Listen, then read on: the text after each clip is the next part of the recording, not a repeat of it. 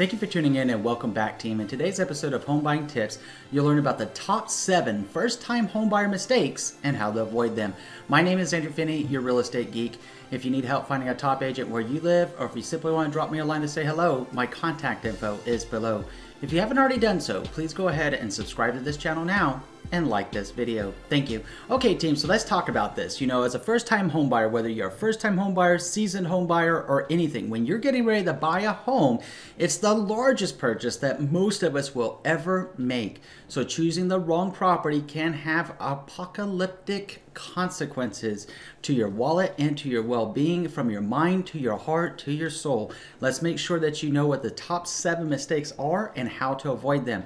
The number 1 mistake that home buyers make, whether they're first-time home buyers or seasoned home buyers, is using the wrong real estate agent. And that's simply because family members and relatives, even if they have a real estate license, may or may not be the best real estate agent for you.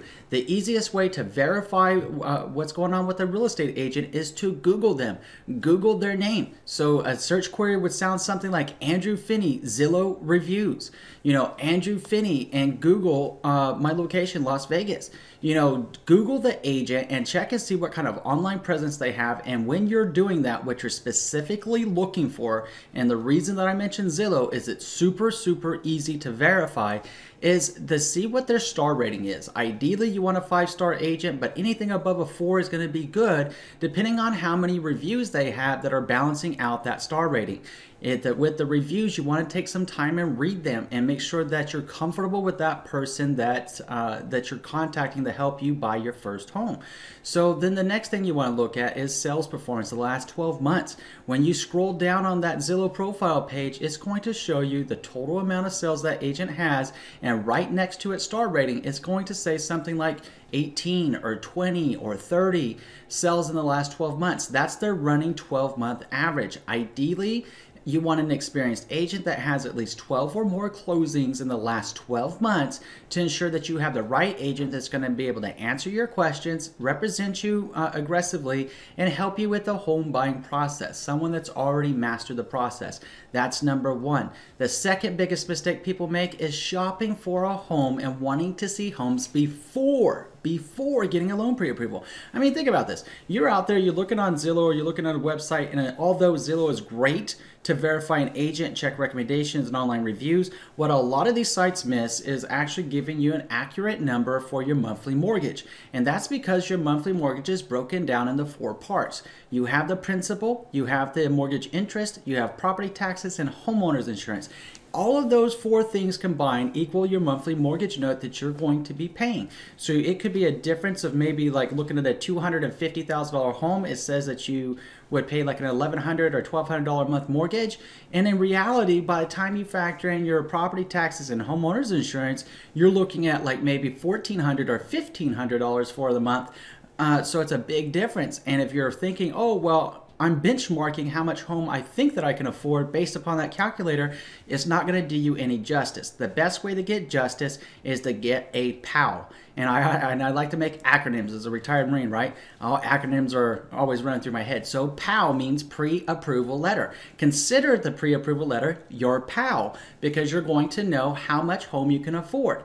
The best way to meet a top local loan officer to work with that's going to be able to help you is actually from your trusted real estate advisor. Ask them for an introduction to a local loan officer that can help you and explain your different type of loan programs based upon your situation and circumstances, so you can be comfortable and confident every step of the way and avoid the emotional roller coaster of a home that maybe you thought you could afford but you couldn't afford. So get your pre-approval letter done after meeting your trusted real estate advisor before looking at one single property, okay?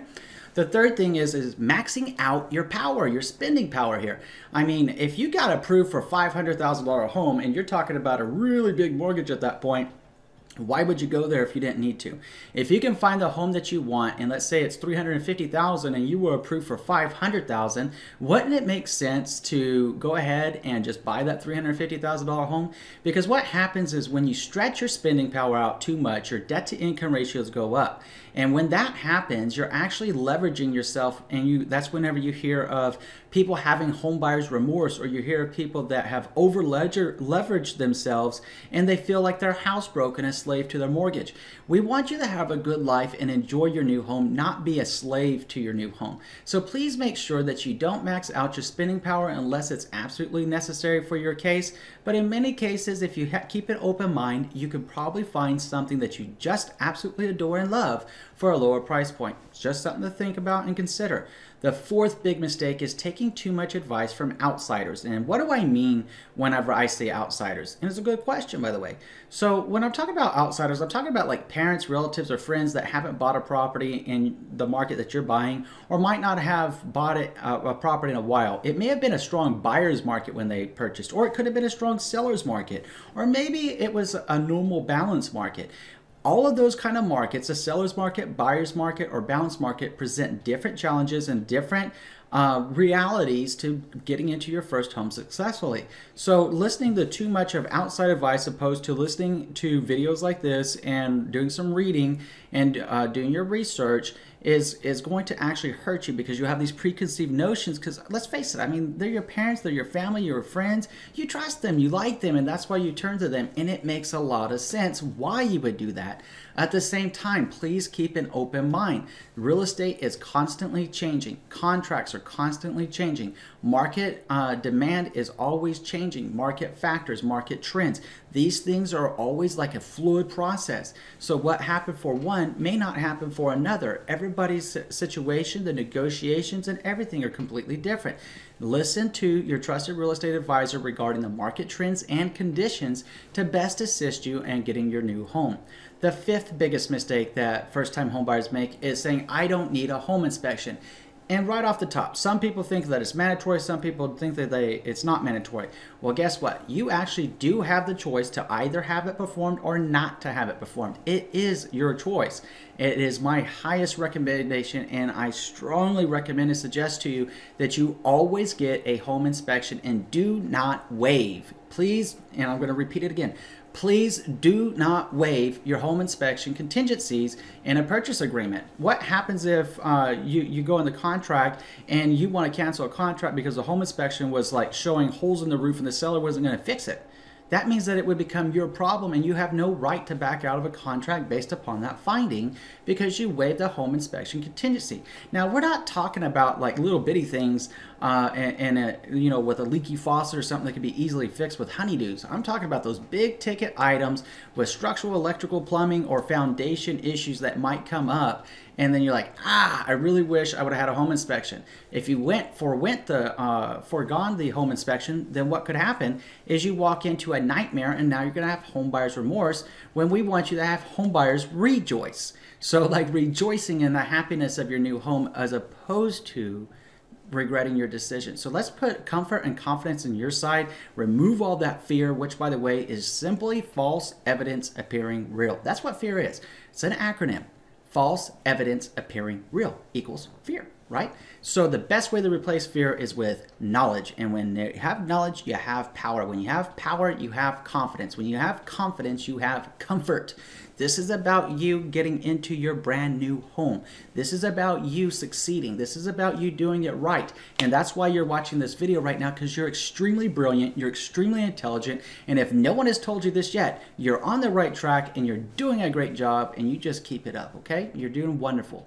So the sixth thing that we're going to be talking about is overdoing contingencies. Now, what does that mean? You're like, Andrew, you just said don't waive a home inspection contingency. So what are you talking about with like overdoing a contingency? Look, one of our teammates and our community members here on my channel actually made a comment, and it was a really good thing that she did, and I'm very glad that she did. She was saying, well, could I make a contingency within a contract that says that they have to clean the dryer lint out before we close? Technically, yes, you could, as long as both buyer and seller agreed to it. You could make that a contingency, but would you really want to lose the home over lint? It's far more smarter to add that as maybe a condition to the property as opposed to, or a term to the contract, requesting it to be done upon the seller leaving the property than to make it a contingency. That's an example of a contingency gone like to an extreme. And the reason that I believe that she asked the question, and I've already answered her question very much the same as what I'm doing in this video, is because she just didn't know condition or term. You know, and that's why I said it's a good question. There are no stupid questions as far as I'm concerned. So if you got them, you hit me up in the comment section, you send me a direct email, rest assured that I'm going to be addressing that as quickly as possible and getting you the best information as possible to help you move forward with peace of mind, clarity, comfort, and confidence every step of the way. So let's go ahead and move on to number 7. The 7th thing that people do is they get too emotionally attached. They see that home and they just fall in love with it. And hey, you know, you would think, say, hey, Andrew, that's a good idea to fall in love with a home. That means we're really into it, right? Yes and no, and maybe so, because here's the thing.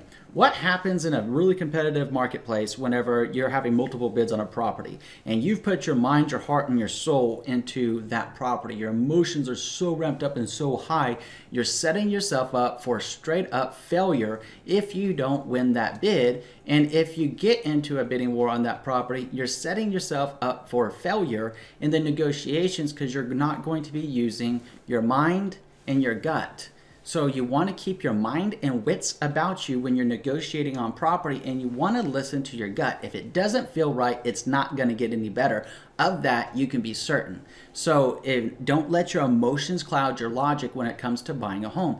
Definitely foresee yourself living in a property, that's great, but don't get too emotionally attached to one property, because what can happen is another great property that's just as nice or nicer can come on the market, but because you fell in love with the other property and you didn't get it, you're not going to be open-minded to this other property that could have been the door opening to the one that just closed to a nicer home for you.